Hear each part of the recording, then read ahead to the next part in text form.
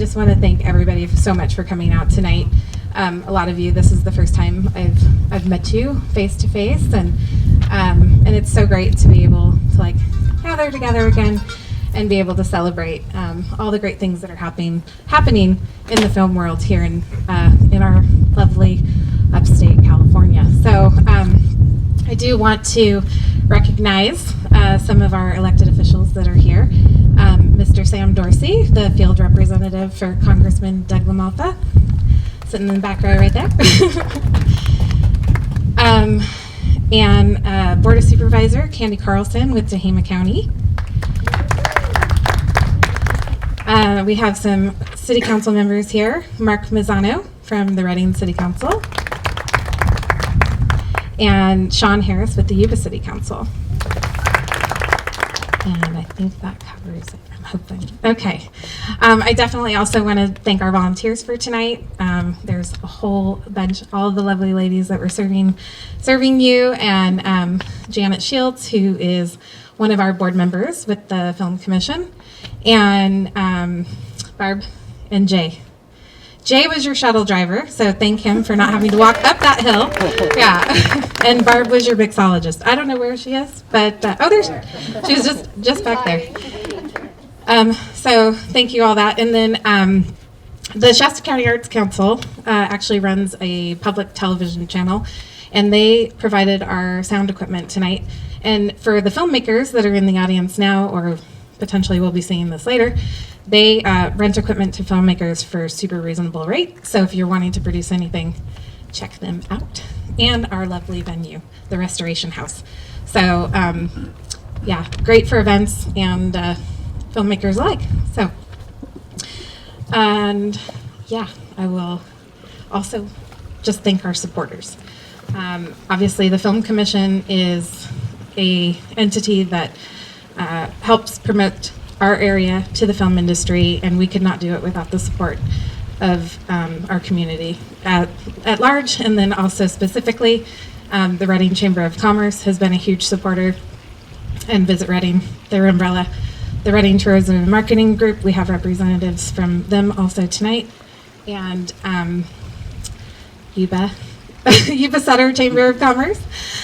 We've just expanded our region out there, and the Tehama Together, they were helpful in us launching out independently, and the Tehama County Major Crimes Unit, surprisingly enough, loves what we're doing. So thank you to them as well. So I'm super excited to introduce you to Lee, and she is with the California Film Commission. She came on board in 2021, and she is just getting all kinds of things done. I had the privilege when she first started to be one of her points of contact through my position on the Film Liaisons in California Statewide Board. So we had lots of conversations, and a couple, like 10 days ago, I attended her event, the screening for Top Gun in Sacramento, and we're so excited that she was willing to come all the way back up here to speak at our event. So she's going to share all kinds of great things. Yeah. Welcome, Lee. Thanks, Sabrina. I'm gonna, there's a couple things y'all should know. A, I'm a native Texan, so I say y'all. B, because of COVID, because of COVID, I haven't done things like this, specifically for the Film Commission since I came on. Sabrina's point, I'm a Governor Newsom appointee. I was appointed in March of 2021. So been only at the Film Commission through COVID. So that's where I am. And I also apologize. I forgot my normal aviators. Speaking of Top Gun, and these are my $12 editions. But there's a little bit of glare. I'm super sun sensitive, but I promise to take these off as soon as I'm able. I told Sabrina my idea here is I'm going to go through a little bit of information that I have about the Film Commission, but I want to hear your questions. I don't want to hear my voice so much, so I want to thank Sabrina for inviting me up. It's engagement like Sabrina's with our regional film offices and film commissions that ensures that we're able to service the entire state of California. And so this is the engagement that we look for. So thank you for having me up here. I've never been this far up on the inland side. So when I was driving up the 5 today, I thought Mount Shasta was a screen. Because it was just in the distance, and I thought it was Shasta, but I didn't know. I might repeat some stuff that y'all know, but I want to kind of lay a foundation for the work that the Film Commission does. As with a lot of the commission that you see throughout the state and in other jurisdictions, we fall under the Economic Development Governor's Office of Economic Development. And so we're about jobs, and that's really what we speak to. And as opposed to some of the other jurisdictions, I'll go through this some, but we really look at the below the line, the crafts and the trade. So as opposed to a Georgia, I'll get into this in a little bit, but that really has some above the line considerations with their tax credit. We don't. And so there's a distinction there. But the Film Commission itself is about 25 staffers. We're small. We handle locations. We handle permitting for state-owned properties. So that's the state parks, the buildings and facilities, prisons. We work with our partners. I heard somebody mention that they were a former CHP, gentleman in the back. CHP is one of our partners. CAL FIRE, obviously, is one of our partners. The state fire marshal works very close with us. And then CHP and Caltrans in the encroachments. So if you have highways or anything that's being used in filming, there are partners for making sure that's A, safe, and be permitted, and that folks know. So that's kind of what we do on a day-to-day basis. It's a lot of the permitting. I would say since the pandemic, LA Film. So there's a film office within sort of that 30-mile zone. Again, I'm sort of, if I'm laying out something that you need clarification on, please just sort of say stop and clarify. But that 30-mile zone around Los Angeles that really is sort of a hub of some production, and Film LA handles a lot of the permitting around there. They're seeing permitting levels at a level they haven't seen since 2016, and that just came out in their first quarter. We're seeing they distinguish it as shoot days. We distinguish it as permits issued, because a lot of our work is Caltrans, and it doesn't correlate necessarily to shoot days. But I think when I had them pull it up till yesterday, so I tried to do it. So January to May 20 of last year, as compared to this year, we're 120 more permits than we were last year. So we're seeing a lot. And we've had a lot of feedback that there's even more that folks want to do. I mean, this is no secret. There is demand for content. We're sitting in our houses, and I personally joined about 5 more platforms than I needed to. I see some signs of recognition. So that demand isn't going away. And so we're seeing that across not only permitting and location assistance, but also across the infrastructure. And that is where folks are permitting. And so studios are sort of the not new, but old consideration when folks are talking about the infrastructure that the states and jurisdictions are able to support. And you saw that with the governor here in California signing 144. And I'll get into sort of some of the bills around the tax credit expansion. But the demand for infrastructure is just as much as permitting and locations and everything else. So that is on a day-to-day basis, sort of the Film Commission itself. We of course have our just under 60 regional film offices and film liaisons throughout California, and as Sabrina mentioned, that's a lot of the work I do with her. And where we are, I would say, beholden to them, because I have, it's 482 municipalities throughout California. And so we rely on folks interested in coming online for new film offices and local folks generating that interest. We rely on their relationships with y'all. And we rely on their recommendations to the productions, because often we are saying to a production when they call us and say, I'm looking for XYZ, we have an idea, but, and sometimes we know, but a lot of the folks in the office come from a production background. I have a slightly different background in sort of live events, but they have an idea. One of our gentlemen that works with me is permitting manager, was a location manager for 20 years. So, he can off the top of his head rattle off things. But for most parts, if it was something outside of the Los Angeles 30-mile zone, there's people like Sabrina.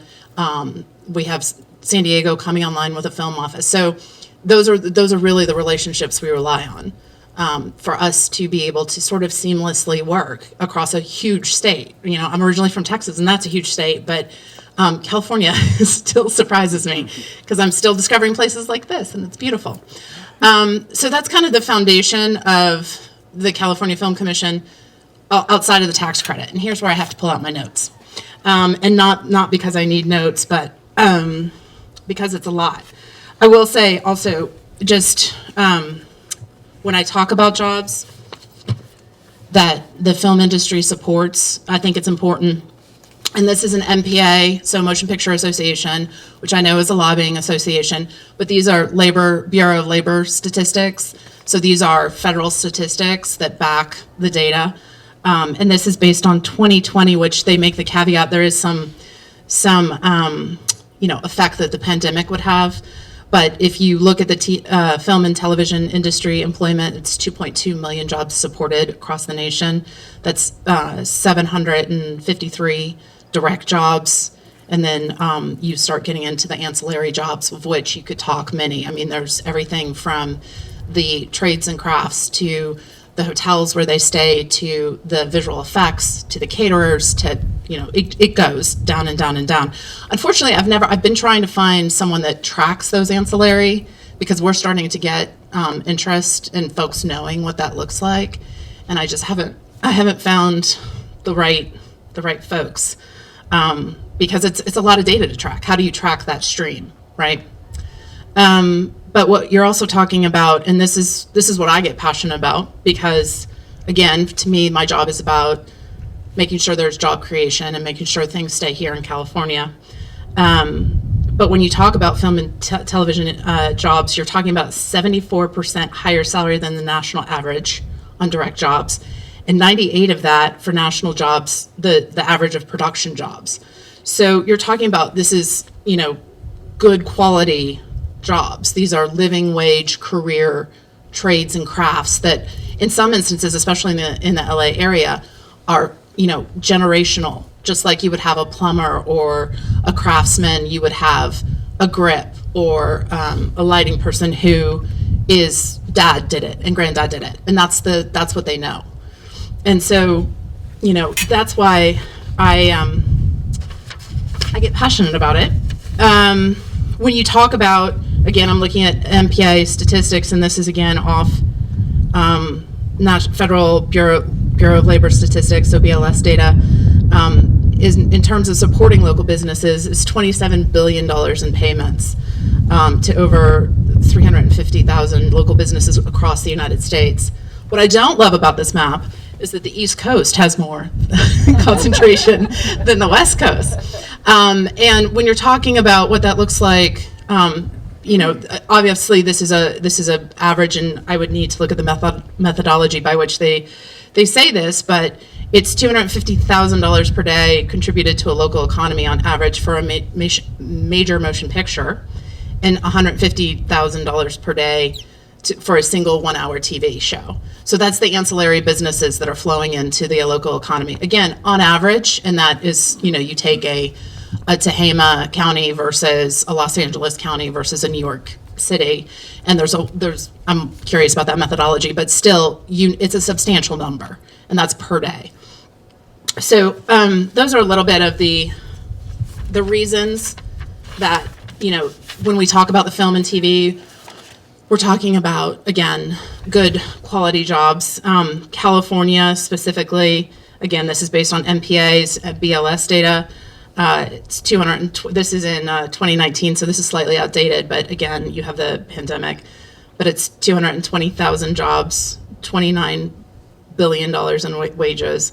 And then you have, again, it's the direct production jobs and the ancillary can go up to 600,000, right? If you just expand out.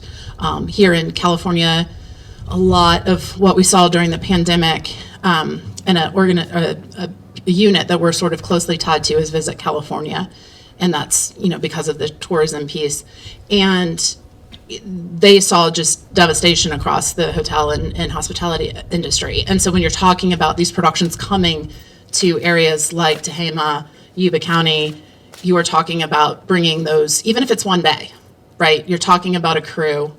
I also want to make the distinction that we support all productions. So it is student productions, it is small independents, it's larger independents, and feature films and television. But that's everything from, I'm a USC student. If the USC student calls and they need production assistance, they're getting, I hope, the same level of support that if Netflix is calling. And so that's really what we strive. It's not, we don't start our conversations with Netflix just called and they need XYZ. We start our conversations with a production called. And that's, sometimes I don't even know. And if I'm making 10 calls to try and help the production, I don't necessarily know who it is. And I think that's kind of a cool thing that we do, because this isn't about, and that was a norm that it was established before I came to the CFC. And it's something that, I've enjoyed seeing go on. I'm going to stand up because I'm going to start to talk about the tax credit, because everyone always wants to know about the tax credit. I will point out in 3.0, which is, there's 3 iterations of the tax credit. Dog was one of those films that was a 38-day shoot. I know that I think it was one or 2 days that were 2. But over those call it 2 months, if you will, if you want to take 38 days and sort of expand it into 2 months, it was 1,400 jobs, right? So that's a great job creator. And these are jobs that, yes, it's project-based, so that's why we're passionate about keeping it in California. I'm going to tell you guys a story at the end because I think about that story a lot, but essentially we want to keep the productions here in California because a lot of this work is project-based. And so we want them to have the next opportunity, and the next opportunity so that you have a young set painter who is female, who is, wanting to get into the business, who has the opportunity repeatedly. So these are all projects that were approved under 3.0. These are all on our website. So this is, we show the shoot days, we show the qualified expenditures. For our tax credit program, again, as I mentioned, we only put in, it is a jobs ratio. So we are distinguished in that way. And it is based on how productions are creating jobs, really. And so it's a formula, and it's not based on, I have, Tom Cruise, I'm picking on Tom Cruise in my cast. It is based on the number of jobs. And so throughout the lifetime of the program, I know these numbers, but I think I don't know these numbers. It's 164,000 cast and crew across the program's 1.0 to 3.0. And so that goes back 15 years because we're in the midst of 3.0. So it actually goes back 10 years, 2012. Is the math right on that? Fiscal years confuse me. What I'll also say is that we are a capped program. So you have a jurisdiction like Georgia where they don't cap. I'm not meaning to pick on Georgia, but we really hold accountability. The reason that this is on the website and that our annual report, which I would encourage folks to look at, I'm happy to send links. If you ask Sabrina, I'm happy to, you can have my email. I'm happy to send you links if I refer to anything. We do an annual report, even though it's not mandated.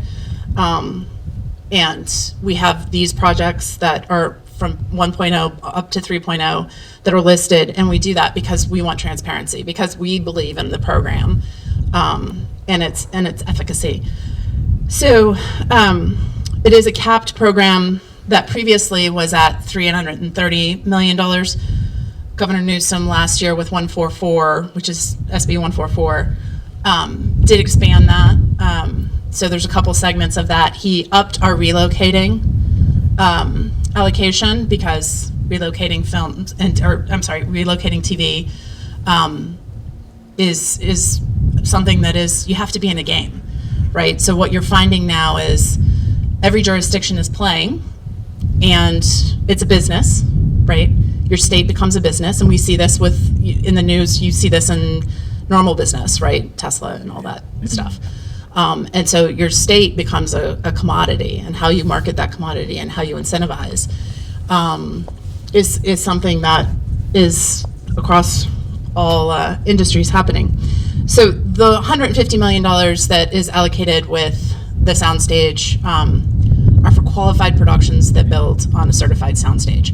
I'm happy to go into that in more detail. It's a little murky. We're still working through. We just got approved for the emergency regs. And so that program hasn't officially launched, but that is about supporting infrastructure here in California, because there is a need for it. And then the additional funding is for relocating and for the next 2 fiscal years for feature and TV. So the investment's there, and I think that shows that the legislature and the governor believe that, A, we can play, we are competitive, we have some of the best crews, we have the best weather, we have the best locations, and we need to invest in keeping the industry that was born here and has a legacy here. We've already seen specific to visual effects that sort of went away to, the UK is one that is a constant competition. We are looking at making an investment in visual effects, but when you aren't on that playing field, I guess, to use a little bit of a phrase, I guess, that folks will take that space, and that takes the jobs, and that takes the career pipeline for a lot of folks. So I mentioned that our tax credit is focused on below the line. It's also categorized into buckets, which a lot of the other jurisdictions don't do. So what that means is feature films are matched up to feature films. Indies over 10 million and under 10 million are broken out in different buckets. So they're apples to apples, not apples.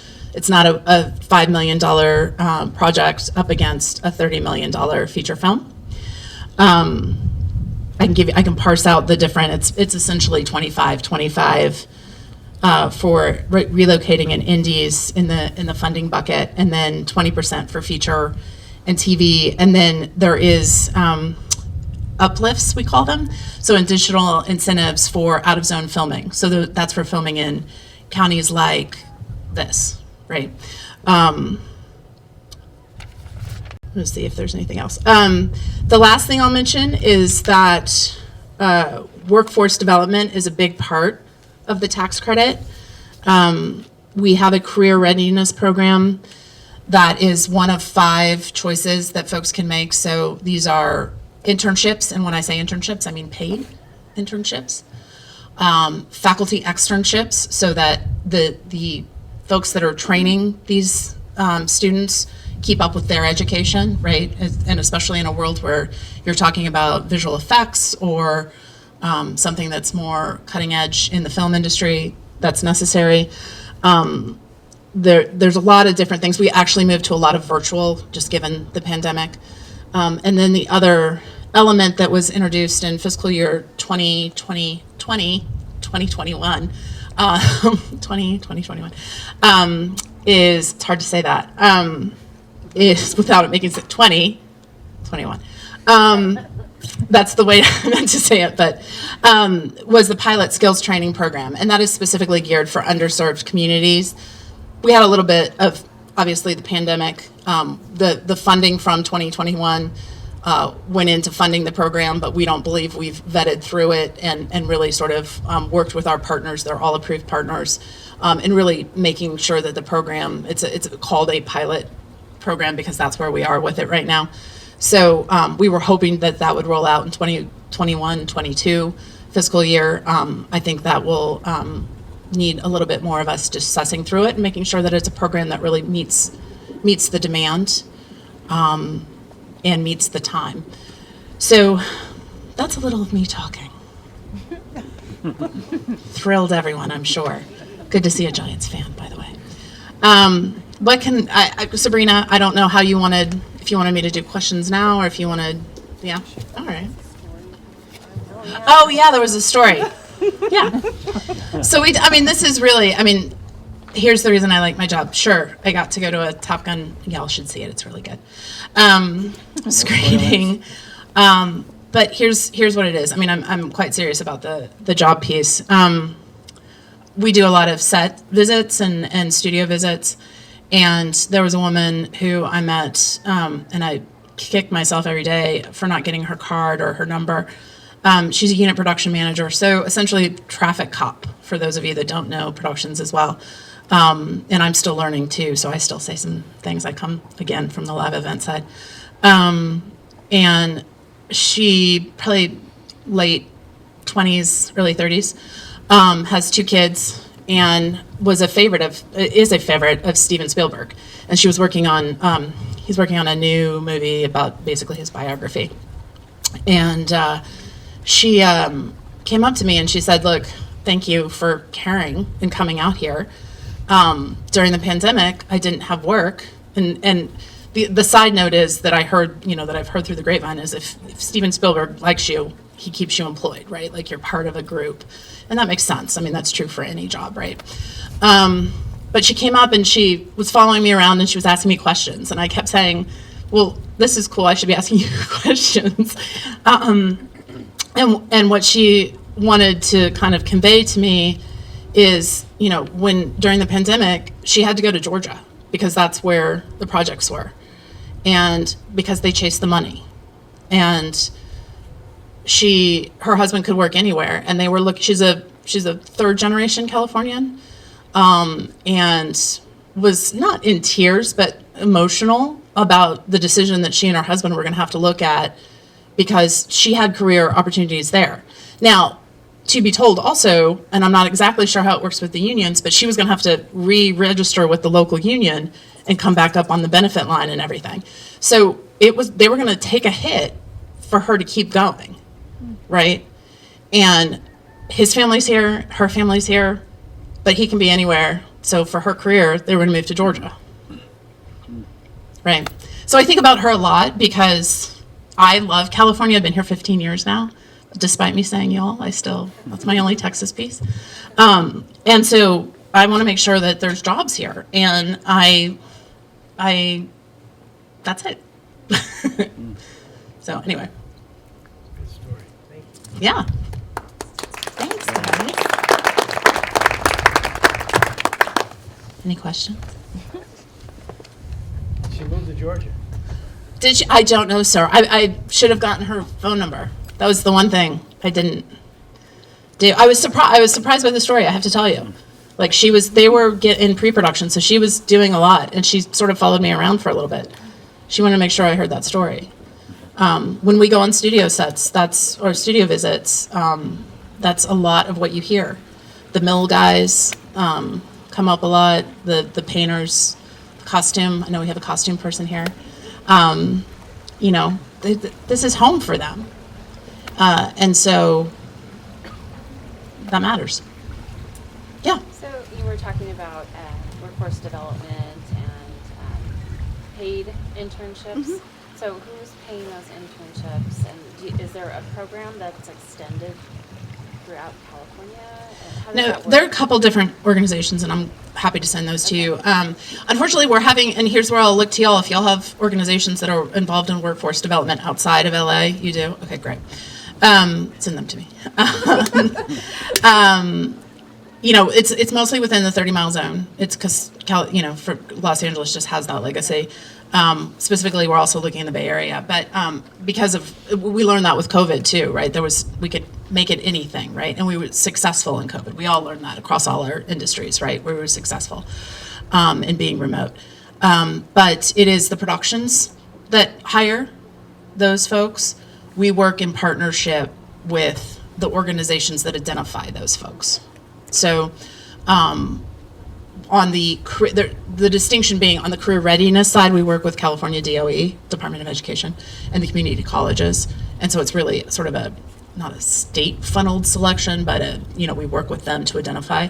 And that's to make sure that we're identifying as much as we can throughout California. Again, naturally, you're going to find a lot of those kids live or from Los Angeles schools, USC, UCLA, because they want to be around the film industry.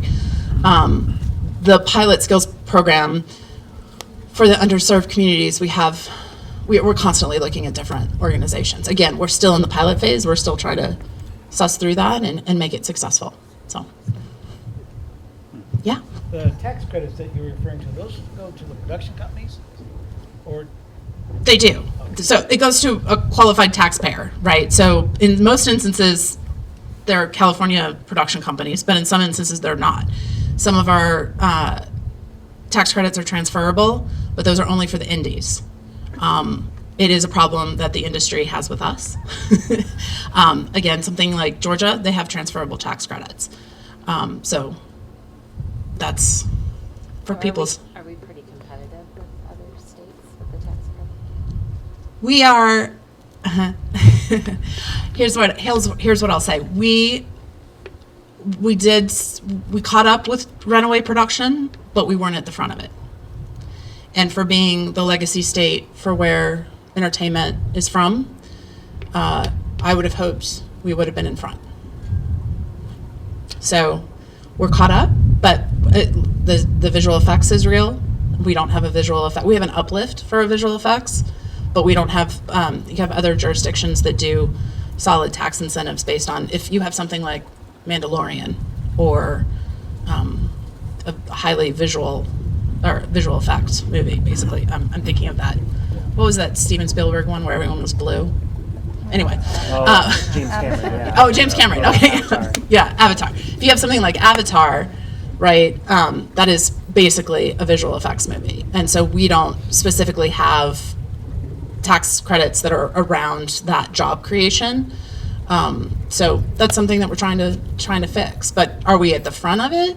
No. Are we playing? Yes. But if you have a state like Georgia that is uncapped, includes above the line, right? So Matt Damon and all those folks, their salaries or their wages are included in what is qualified expenditure, right? Then we're playing fair and we're playing transparent and we're playing for the taxpayers of California. That's all I'm going to say. I'm not going to hit on Georgia. Anybody else? Yeah. In terms of COVID vaccinations and things like that, are you guys in control of, is there requirements that you are in control of, or is that on a production basis? Yeah, no, we're not.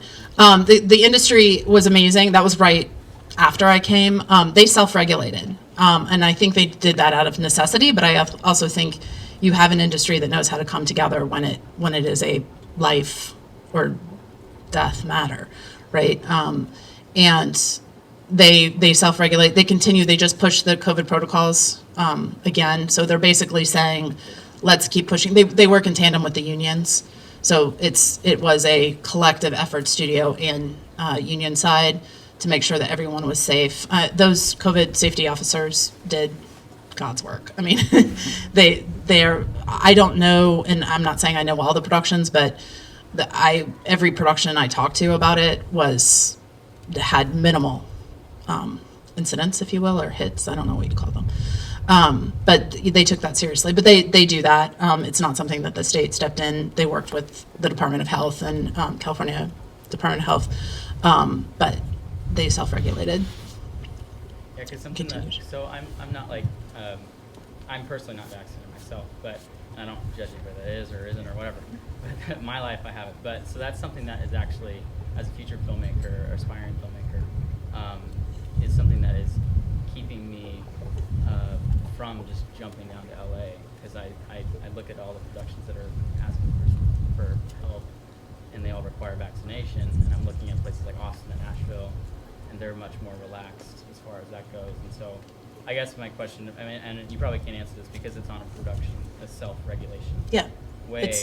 Do you see it like lifting much at all? Because I leave that to the industry. yeah. Yeah. Okay. Yeah. Have you noticed any smaller, not smaller, but communities outside of, let's say, Southern California that are attempting to build a strong infrastructure to attract productions Yeah. to their area? Yeah. Like a sound stage going in, I don't Yeah. know, Sacramento, or, is there anything like that? Yeah, I mean, there's been calls, there's investment groups. Hackman Capital is probably what best known. They were behind Studio City down in LA, but they just made a purchase in New Jersey. Investment in New Jersey. You have tons of investment in New Mexico. Yes, there have been folks that call. I mean, we can't. We're a state agency, so Yeah. sorry. Hot tub's getting mad at me. Or this is some sort of horror movie. Yeah, this is, you've brought me up to the top of a mountain. But that is private investment. Certainly we are there to help them and guide them. Colleen, who is the executive director at the California Film Commission, and I recently did a visit to, a studio that's doing some reinvestment, and bringing it up to code on an older studio. But yeah, we get inquiries all the time. Do we chase those down and get involved? No, we're simply there to sort of say, you might look here, here, and here. Yeah. I mean, I would just think maybe there would be an uptick of permitting in the area, or, some sort of metric to measure,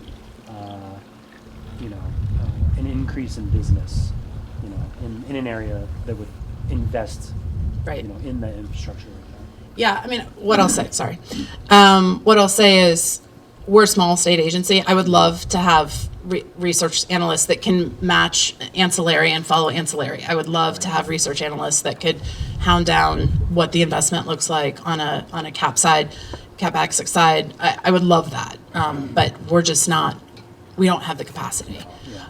We turn a lot to LA EDC, the LA Economic Development Corporation, who actually just recently did a report on the tax credit program 2.0. And they sort of analyze trends for us sometimes, but it's just not something we're able to Yeah. fully invest in. They're telling me my time is up. Oh.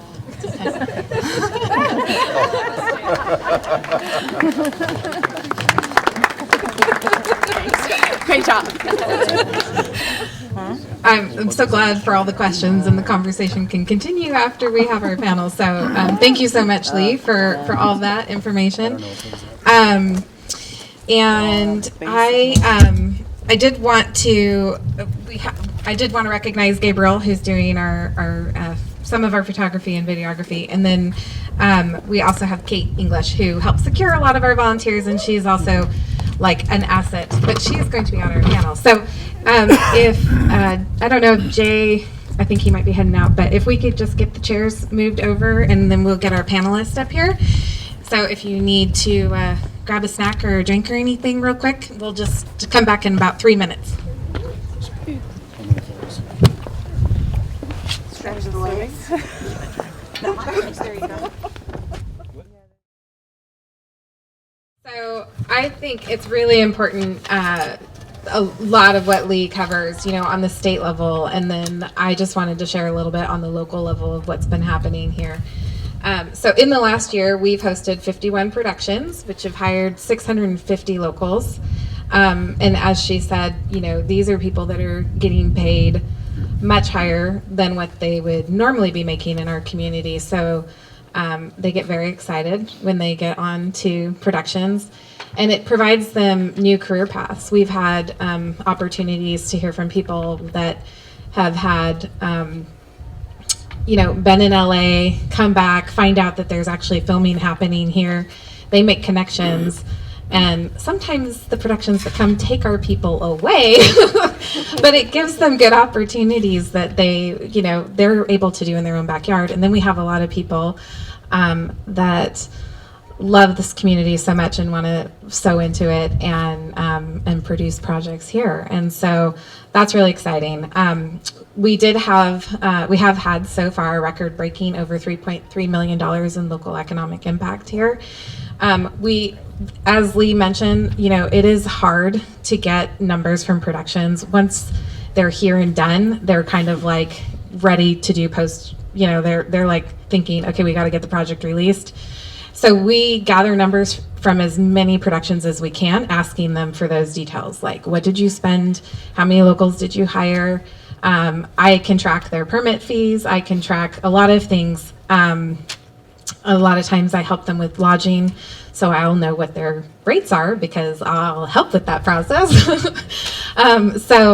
So we gather as much information as we can, and that's where we come up with this. So our numbers are very conservative because I'm only reporting what's being reported to us. There are multiple productions, many productions, that we don't get that information from, and I'm not gonna just make stuff up.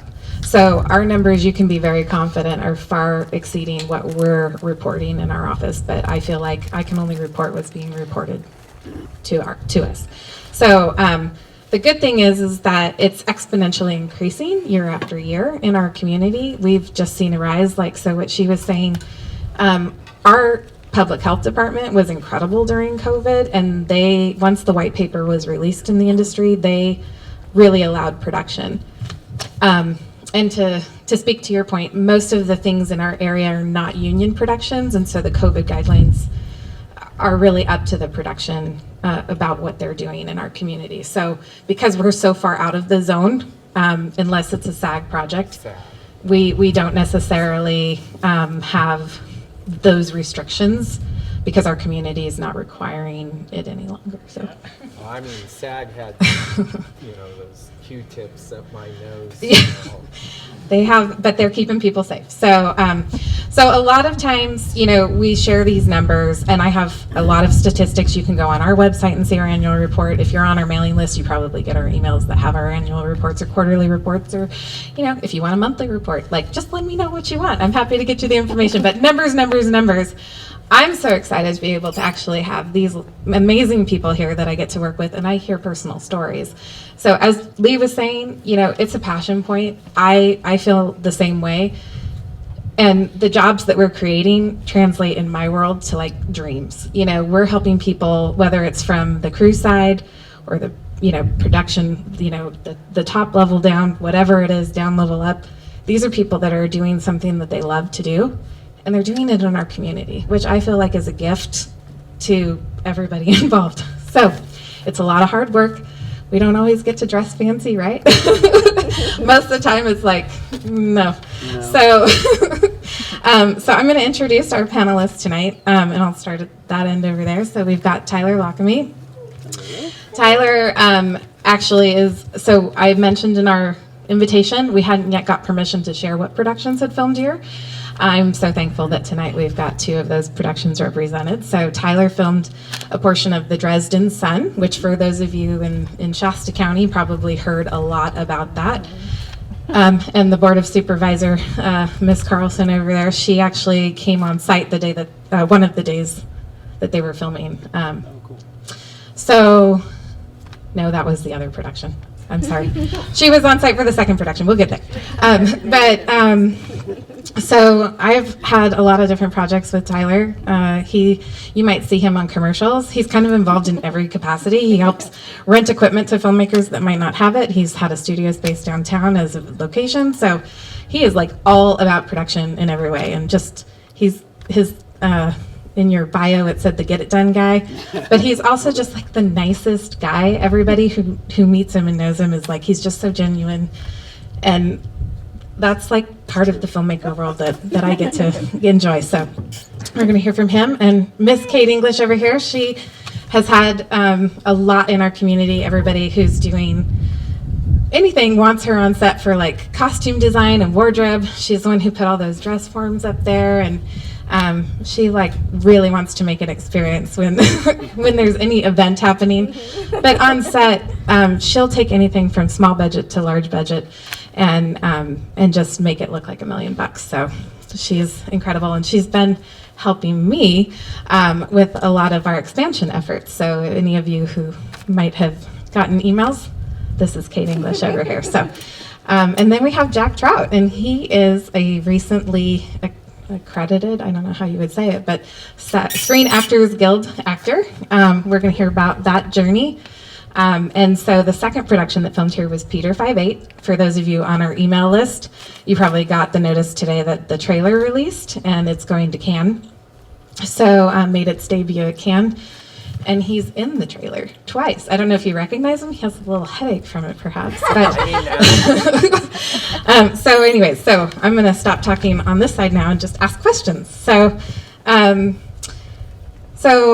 this is just going to be open. Everybody's going to get a chance to answer if they feel like it. Not all questions may apply to everybody, and then we're going to do a Q&A afterwards. So this should be fun. So whoever wants to answer first. Why do you think film matters in our community? Film matters in our community for a few different reasons. I think, having now made a movie up here and understanding how much money is actually poured into a community and actually really spending the money, the economics are a large driving force to want to have more productions here. It's really, it was quite fascinating. I think art and culture are incredibly important to facilitate in a community, and I think cinema has done that for a very long time. And I think that encouraging more films to be here is going to directly affect, our culture, our ability to be creative and innovate and create jobs and, have really cool experiences. So, film is very important to this area. Absolutely. Yeah, and for me, I know that economically it's a huge thing to be able to have people come in and pour into the community and stay the night and eat good food around here. But because it was in Reading that I first was like, wait, I should do this thing. I helped with a web series and I did costumes 6 years ago, I think, and thought, people get paid to do this. And so I was able to be inspired working on a project here that I'm like, wait, I actually want to pursue this with my life. And then I've just watched friends be on set or watch opportunities and be like, wait, this is what I want to do. This is my passion. So it's so fun to watch people discover, like, oh, I actually really can do this well, and I love this. And I would love if we could all stay in this area and do that here and not, be like, okay, but I need to get paid to do it. So, there's been, there's so many different productions that come, and it's so fun to be a part of all of the different sizes and all of the student films, and then, bigger films coming in, documentaries and things like that. So that, for me, that's so close to home, is just the inspiration of like, oh, I can do this. I can create beautiful things and work with a team. I love being on a film set and just watching everybody work together, and it's like magic, being like, you are doing this and you do this and it all fits, and it's just, it's a beautiful thing to see. So even besides all the economic stuff, I love the inspiration and be like, I made that. Yeah. Absolutely. One more, I just wanted to add, just real quick. It was, we had, for the first time, this has been my dream as a filmmaker. My business partner, Michael, and I, we have a saying, trucks and trailers. That's our dream, is to have trucks and trailers. That's when you've made it as a filmmaker, where you can get, these big trucks and trailers, you can park them in the middle of town, and you get that energy. Because when I was living in LA, and seeing the big white trailers and trucks, it was just exhilarating. It was really cool, and it was like, man, I want that opportunity. And we were able to do that here in Reading.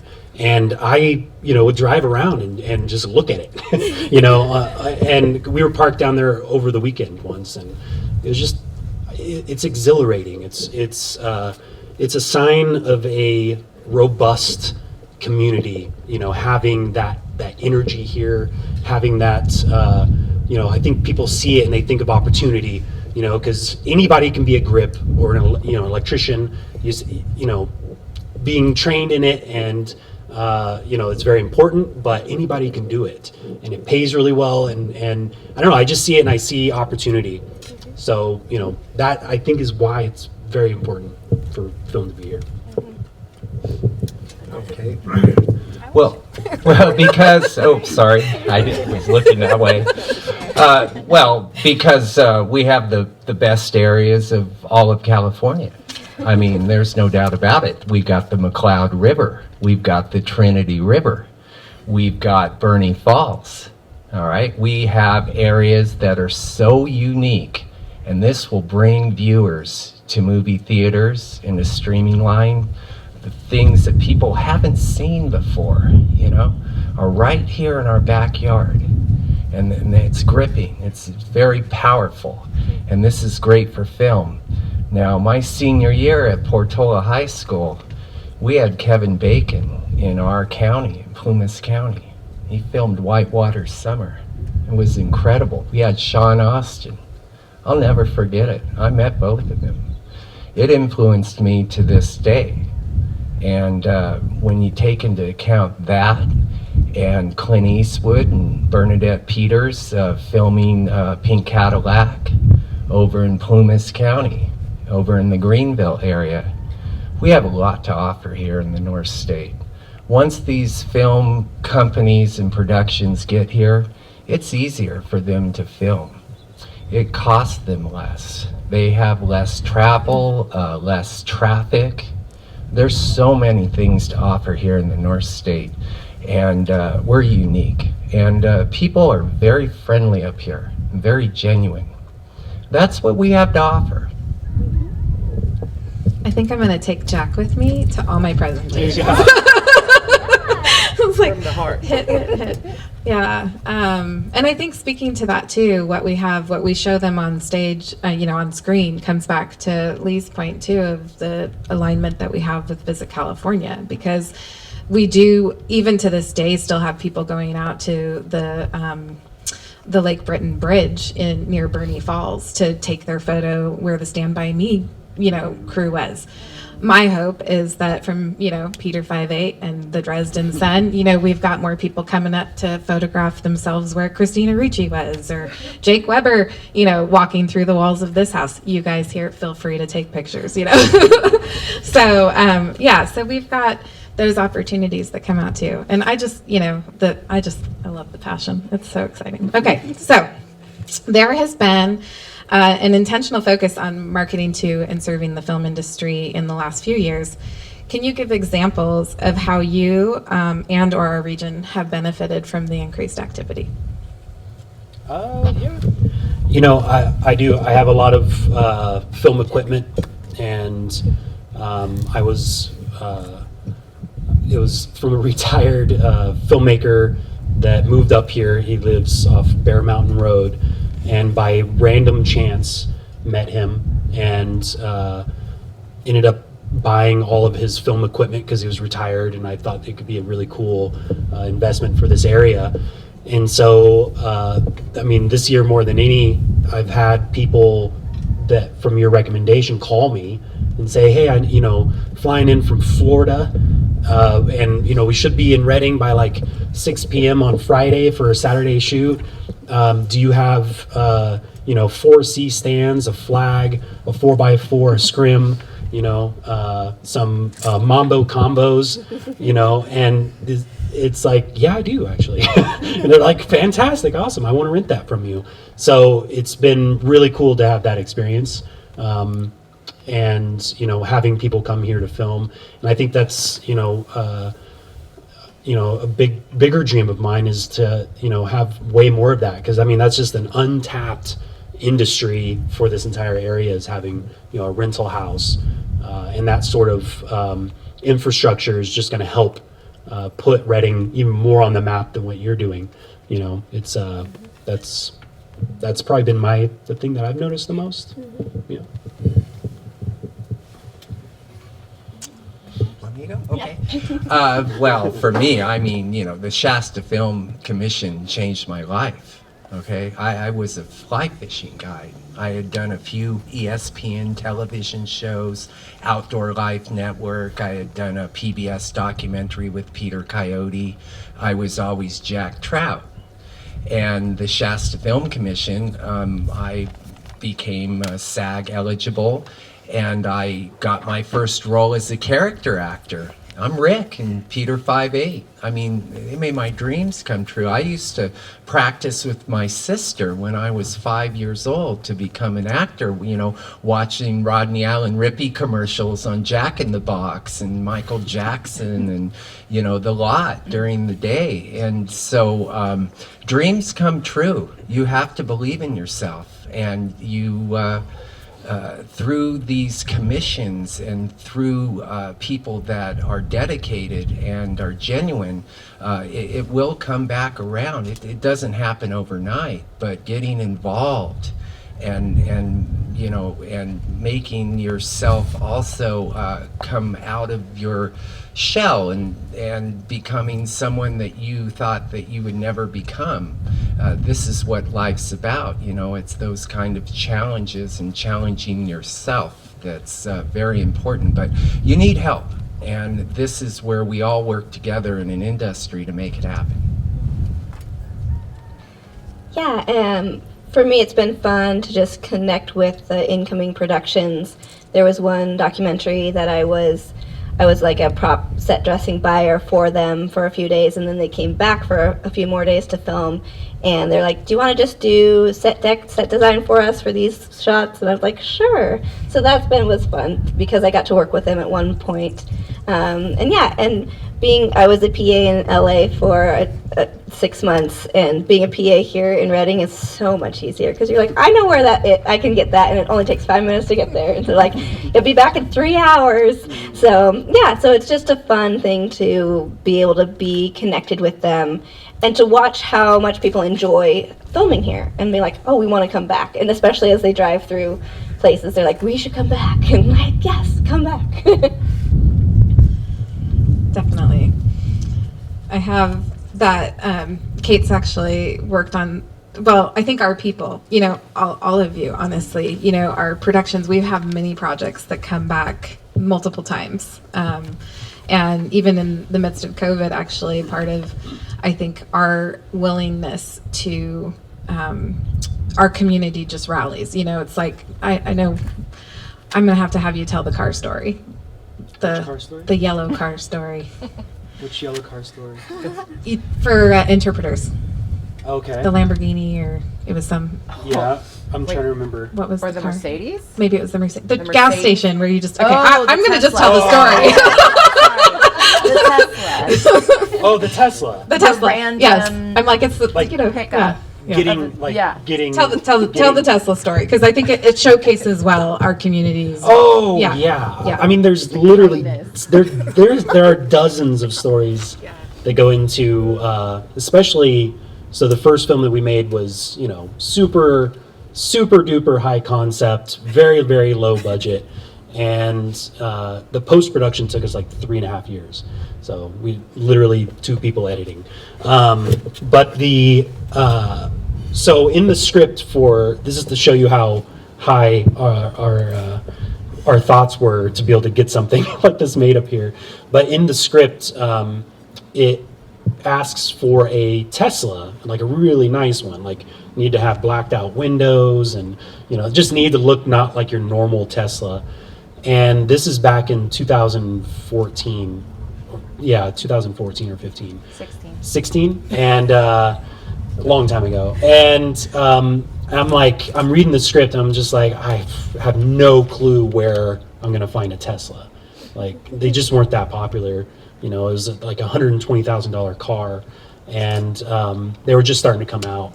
And so I was driving home one day, and as I'm turning onto my street at the gas station, I noticed that there's a Tesla just parked there. And I'd seen it, and then when it came to me, I was like, oh, actually, I remember seeing that. So I went in, and I guess I just assumed that it was one of the owners. And so I went into the gas station, and I asked the attendant, I was just like, who owns the Tesla? And she's like, oh, it's Janice. And I was like, can I speak to Janice?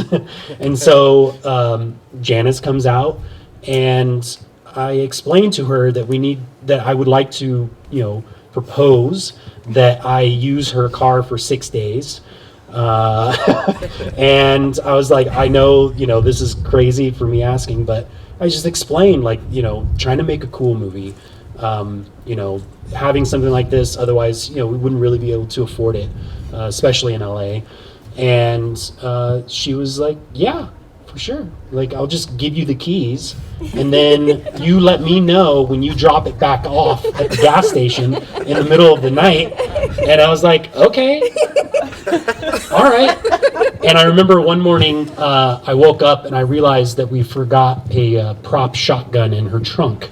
And so we had to go get that back from her. But they were just so cool, and it was free.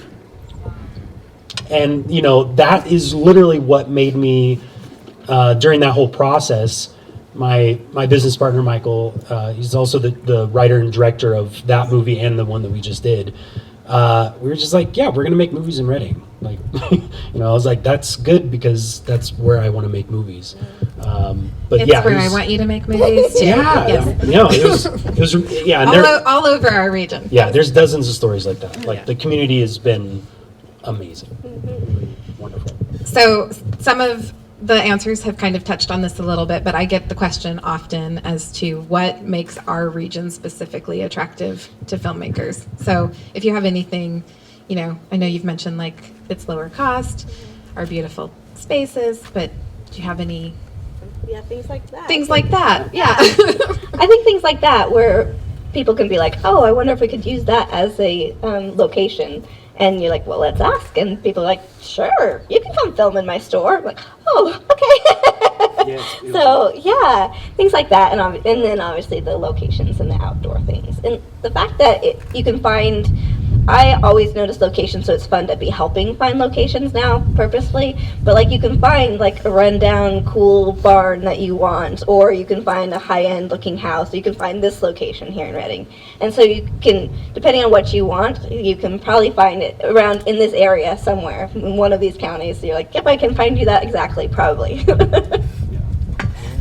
So Kate has been on our location team for the expansion, and so she's been making a lot of contacts. Like in Yuba and Sutter counties, we are getting ready to launch that jurisdiction at the end, before the end of the year, but we're saying end of the year. We like to be early. But I think we're going to have over 50 film-friendly locations, a lot of them that are included, and some of them are really cool, and I have to say I love the llamas. I'm sorry, but I'm all about the llama farm. They're so cute. Oh my gosh.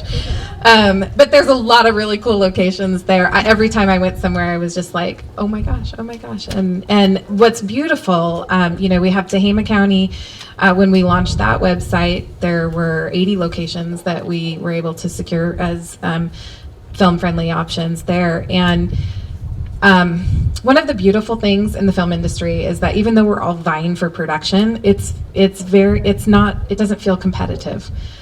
What Tehama County has to offer and what Yuba Sutter counties have to offer, they complement, what Shasta County has to offer. And so we've actually been able to increase the amount of productions that we can have here, that we can serve in our region, to keep jobs here, to keep people coming, bringing their productions here by expanding to those areas. So it makes me very excited because, again, I see like these are dreams that we're just expanding dreams here, and it happens to help people get paid, so that's good.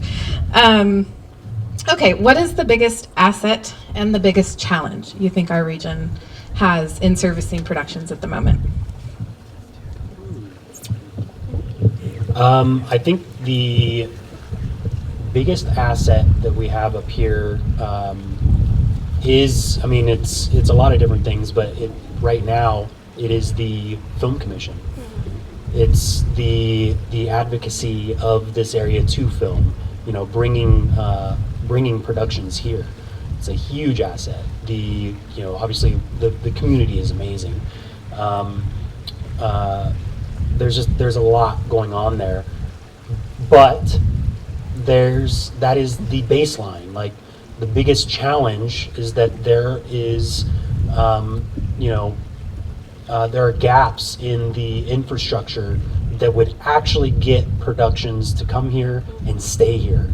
Do a series, do Yellowstone here, Redding's version of Yellowstone, do Longmire here, do something that works here and I think something like that could absolutely happen with the right infrastructure. There's a whole ton of things that we could do. There's, you bringing productions here shows that it is wanted. That's really important, because that's money in this economy. There's, that breeds a whole industry that revolves around filmmaking. Then you get into the education side of it, setting up a trade school at Shasta College, become a grip or an electrician, get your certificate, in 4 to 6 weeks, and try to, those people then get cycled into the industry that is here, making films, getting real set experience, and then, either venturing off down to, LA, or staying here, or just keep, cycling people in and out. And, there are challenges, the traveling of people from LA to up here, not cheap, but totally doable. We filmed 30 days up here, and, we had dozens and dozens of flights, which was amazing, by the way. The flight, the new, flights that we have. Yes, yeah, and that was really, really helpful. And it's getting there, but I mean that's where we're at. Like, that is the real challenge. Is the infrastructure. Can be improved. I mean, I think if we just get more productions up here, people will start to sniff the air and be like, oh, there's money to be made. Okay, I'll go ahead and invest in some of this. So yeah, all overcomable challenges. Okay. Well, for sure, we're not in competition county to county. We're all together, and in fact, even all the way down to LA. Our competition is Austin, Nashville, Georgia, all these other new filming type areas that are outside of California. And we want to bring the people up here. And we just want to be an extension, an easy extension of Los Angeles. But we need to also include the same type of tax credits, the same kind of incentives that other states outside of California are making to get the film away from us. We don't want it to go out there. We want it to come up to the North State, because we offer every part of the world right here in our backyard. We have everything. We have, Switzerland north of us. We've got Australia south of us, okay? We have everything right here. So all we need to do is make sure that not only are the incentives to bring people up here, but we have the same type of tax incentives and the same kind of hospitality here. It's good. I don't know if I have anything else to add. Because it's the infrastructure, obviously, being able to be like, oh, I need a grip truck in town, or like, where do I, even buying gaff tape, I don't know if you can buy gaff tape in town. No. So Buy it from me. oh, okay, good to know. As a PA, I've been like, if they tell me we need gaff tape, I'm like, well, sorry. So things like that, like, rental. I worked as a costume PA in LA. All of that to say, it was amazing to walk into any costume warehouse and be like, we need this, which obviously that's been years and years and decades of building. But to be able to have a place where, like, okay, prop rentals, costume rentals, equipment rentals would be amazing. And it's, it's not unheard of, but it's definitely something that would fill in a lot of gaps if there's accessibility, things like that, And our assets is we have amazing, so all of your servers tonight are amazing, beautiful actresses. So, we've got great people here who are really doing work to get experience and be able to be available and connected with different projects. I love how she's so humble. She's like, I went into these costume places, like, because she worked at Warner Brothers. Yeah. She West had open Core, doors huh? everywhere. West Core Yeah. in Burbank. Yeah, I was in the West Core for filming The Offer, and it's the biggest costume company in the world. It was like 10 Costco's. And it's incredible just walking down, you know, and you're not supposed to film in there, and I can't help it. I'm sitting there when they're not looking, you know. But anyway, love it. So fun. Jack gets very excited. Awesome. Well, that's great. So, okay, this is really the fun part. So now we get to talk about recent projects and what's coming up in the future. Yeah. Yeah. Go for it. Yeah, we just in March we wrapped principal photography of The Dresden Sun, which is a film that we made up here. It's going to have Christina Ricci, Mina Suvari. It's going to have Stephen Ogg, who, I don't know if you've ever played Grand Theft Auto 5. That's my favorite video game of all time. Stephen Ogg plays a character. His name is Trevor. And that was a dream come true. I mean, to even talk to him, but now we text. Like, it's really wonderful. Also has Linus Roach, who is the antagonist in one of my favorite it's a very interesting horror film called Mandy. It has Nicolas Cage, is kind of the return of Nicolas Cage. Linus Roach played Jeremiah Sand, which, can I get this story real quick? So Jeremiah Sand is this fictional character who is a cult leader called Children of the New Sun. He's kind of a failed musician, kind of a Charles Manson type character. And he escapes LA in the 70s and moves to the base of the Shadow Mountains of Mount Shasta. On their official record sleeve, this is the story that they give. And I just thought it was really bizarre, and I brought it up to him. And he said that they talked about all that stuff, but he had no clue that he'd be making a movie in Redding, in the shadow of Mount Shasta. So I thought that was really quite interesting. But and then Samantha Wynn, who is she was in Army of the Dead. She played Chambers, kind of a crowd favorite. And then super proud to have given a gentleman, his name is Richard Blackman, his first ever starring role in a major film, and he killed it, knocked it out of the park. So that's kind of what we're doing. And then, as every producer will say, we have a ton of productions in the hole, and working on getting more stuff going. But specifically for me, I'm trying to get stuff going on here. So working on getting a series. That's my ultimate goal, because I think that will ultimately help kick up that infrastructure that we were talking about. Having a series that's here, filming on a regular basis, it's going to require an infrastructure. So I think that would be a good Kickstarter. Great. So last fall, I wrote and produced my first short film, which it finished, and I was like, that's the only one I'm doing. That's too much work. But it was fun. After the fact, I'm like, okay. I mean, everybody else had fun. I was very stressed, but it's okay. After that, everybody said I was nice, so that's pretty good. Courtney was my star, and then Mary was my art department, and they were amazing. We filmed part of it in Humboldt at my brother-in-law's cabin, and then we were in Shasta Caverns for a scene, and that was so fun to be able to be here, go across the lake, and make it all green in there, and it was great. Oh my gosh, it was fun. And then I got talked into doing another short film, so I'm gonna write and try directing this one and find somebody else to produce it, because that's a lot of work. So we want to there's a ranch in outside of Red Bluff that we would love to be our location, so we're talking about that, and that's my upcoming project. Besides, It's a Western. yeah, it's a Western. It's a great location.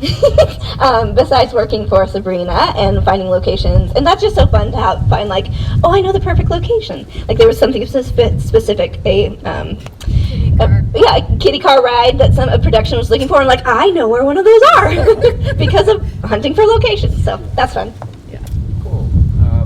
Well, I just finished Peter 5/8, and I'm in the Paramount Plus show The Offer, which is basically the story of them making the Godfather and how the mafia didn't want it made. And I've been on six or seven auditions since last September. You don't always get them all, you know. And but every time, you know, it's a learning experience, but it's so much fun, you know. It's just really fun. And right now, I have a lot of momentum, you know, with things coming out. So I'm going to use that to market myself to, you know, casting agencies, casting directors. Everything's timing in this business. It's very instinctive. And there is no exact recipe. You know, I have actor friends and they're telling me there's no recipe. You just have to go for it. So right now, I'm unemployed. You know, I need to find another project, but it's in me. I know it's around the corner, and I'll keep doing what I'm doing because it's working. But the main thing is you don't want to forget about being grounded and having fun and this kind of stuff, you know, and sharing and mingling, because the actual best part of it all is just the lifestyle of just being, you know, an actor. And you know, like I have this little room in my house, and I put up posters. I call it my Hollywood room, you know. And I just love to go in there and just keep adding things. And I was lucky the other day, I was out with this David A. Brooks. He was an actor in the movie Castaway. And I was, you know, before we were going to get together, because I was actually guiding him fly fishing.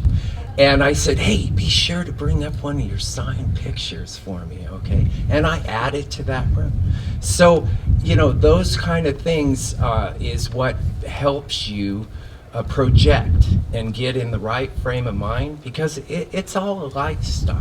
And so that's what, you know, I enjoy, and that's my next project, you know, is just trying to figure out how I can get into film. Now sometimes what I do also, which is kind of unique in the industry, is I belong to IMDb Pro. So I'll actually look up what films are starting to be worked on, and then I'll sit there and, you know, call or send a resume. It's very against the grain, but it's starting to work for me. So, you know, and I actually, you have to advocate for your yourself. partner, I actually called him Michael Ryan. Yeah. And so, you know, that's the fun part. So, you know, I encourage anybody else to do those kind of things, and that's what's around the corner for me. You know, something good. I know it's around the corner. All right, does anybody have any questions for the panelists? They've done a good job. Awesome. Well, I thank you so much for coming out and sharing your stories. And I just have a few things I want to say just to close things up. But the success of this office is really deeply rooted in our community. I know I really appreciate the support, and it's really an honor to work with filmmakers. I love my job so much. It is a lot of work, and I love getting to go to Top Gun, but that is like 1% of anything that I do. Everything else is very not glamorous. Ask Kate, she works with me. But I love it. I really do love it. And but the success that we have is not in me. It is in this community. It's with our city leaders, our public health department, our local filmmakers. I mean, it's everybody coming together. And So I'm happy to play the role that I play, but I'm also very grateful for the support that I have around me. I am grateful that things like the workforce development. I've actually had meetings with our Arts Council and our Smart Center, to try to get those things going, and we're kind of dreaming together that dream to like figure out how to have those things launch so that we are not losing jobs here. Because when we get those requests for grips or people that aren't, either we have them but we don't have enough of them, or we just are really lacking them, and so to me that's money that should be staying in our community that we're having to draw in from San Francisco or Sacramento or sometimes LA or New York or wherever it is they're flying in from. So we are hoping to get those things to increase here locally. And I'm grateful for the investment too from the organizations that I mentioned at the beginning. I wouldn't have a job without those people, and so I really see it as, it's not an investment just in the Film Commission. This is an investment in our community. There's so many people. This is a great reflection of our filmmakers, but it is a very small portion of it. There's so many stories. We have filmmakers in the audience that could tell you their own stories, and I would encourage that conversation to continue after we close here. So again, thank you so much for coming out. We probably have to-go boxes. There's so much food here, so please feel free to load up and take it home for your drive or whatever. But I am very, very grateful for you all coming out, and hang out as long as you want. We're happy to continue this conversation. Got the house all night. Yeah. The pool is very cold and the hot tub's not working, so don't go in there. But other than that, please enjoy yourselves.